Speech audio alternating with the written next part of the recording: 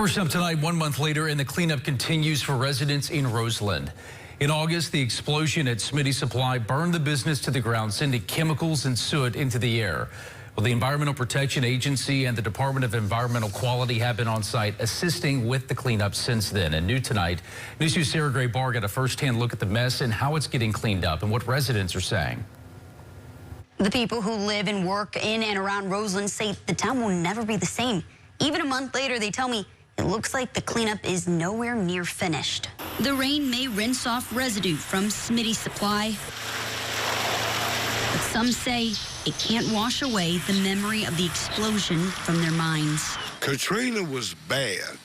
It was a war zone.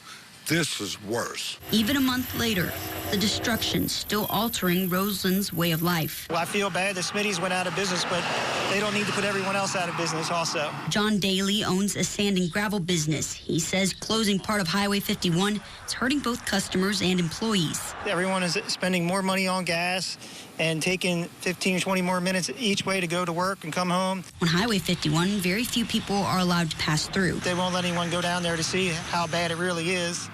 Or hopefully it's not, but we don't know. In ponds, streams, and the river, cleanup continues.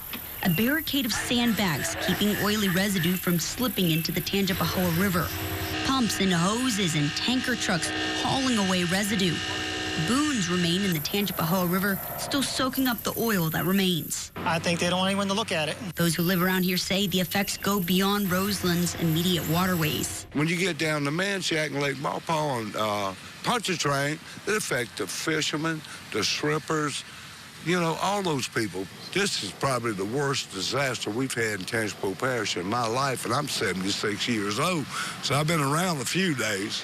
We did reach out to the EPA for a timeline of when Highway 51 might reopen. When we hear back, we will update our story online. Michael.